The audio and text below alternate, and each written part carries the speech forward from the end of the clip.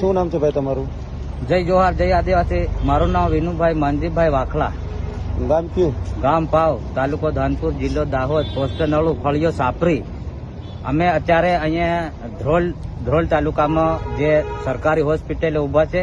અમારે જે કિસ્સો બન્યો છે, અમારે જે આપણે ઓટારા ગામેથી જે વરસંગભાઈ નો છોકરો છે એ ભાગ રાખેલો છે ઓટારા ગામમાં. છોકરાનું નામ ગુલાબભાઈ વરસંગભાઈ પરમાર. પછી એના હારાના ઘરે ગયો તો બાઇક લઈને નાથુવડલા ગામમાં એને હારે એને હાવ ની બધા ની આખું ગ્રુપ રહીએ છે. અને એ રાતે ત્યાં ગયો પછી સવારની હાલત એ લટકેલી હાલતમાં જોવા મળ્યો. અને પછી જાણ કરી પોલીસ સ્ટેશને, કોઈને પૂછ્યું નહીં, કાંઈ નહીં.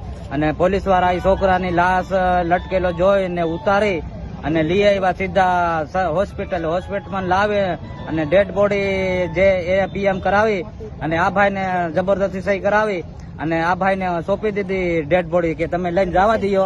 તો પછી હવે જે અમારો જે નિયમ છે મીડિયાના માધ્યમથી હું જણાવું છું કે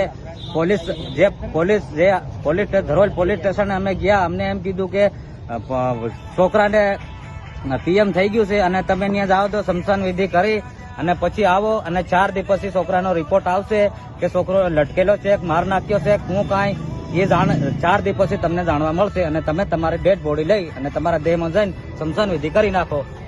અમે અત્યારે સરકારી હોસ્પિટલે મીડિયાના માધ્યમથી જણાવીએ છીએ કે અમારે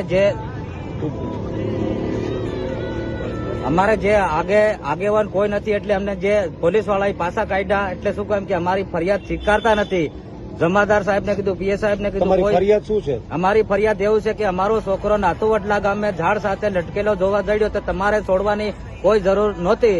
અમને કે એનો બાપને, એની માં, એના કાકા કુટુંબ આવે તે પછી બોડી નડાય અને પછી બોડીને હેઠે ઉતારી અને પછી એનો ફરિયાદ એફઆર લખી અને પછી હોસ્પિટલમાં સરકારી હોસ્પિટલ લઈ જવા. આ તો નહીં, કોઈને પૂછ્યું નહીં, કાંઈ નહીં. અને પોલીસ વાળા એ અમને કોઈને જે છોકરાના બાપાને ન પૂછ્યું કાંઈ નહીં અને ત્યાંથી લીમડાને ઝાડવેથી છોડી અને સીધો સરકારી હોસ્પિટલમાં લઈ આવીને સીધો પીએમમાં મૂકી દીધો અને કોઈ ફરિયાદી સ્વીકારતા નથી અત્યારે હાલની તારીખમાં. બરોબર. હવે પછી તમારી ફરિયાદ નહીં લે પોલીસ, તો તમે શું કરશો? ફરિયાદ નહીં લઈએ તો અમે છે ને આગળ વધવાના છે. સીસીએમ કોર્ટ સુધી આગળ કોર્ટમાં જઈ નથી અમે એફઆઈઆર કરાવવાના છે, બાકી મૂકશું નહીં. આ છોકરાનો ન્યાય જોઈશે અમારે. જય જોહાર જય આદિવાસી. ફરિયાદ થી નહીં સ્વીકારે ત્યાં ગોળી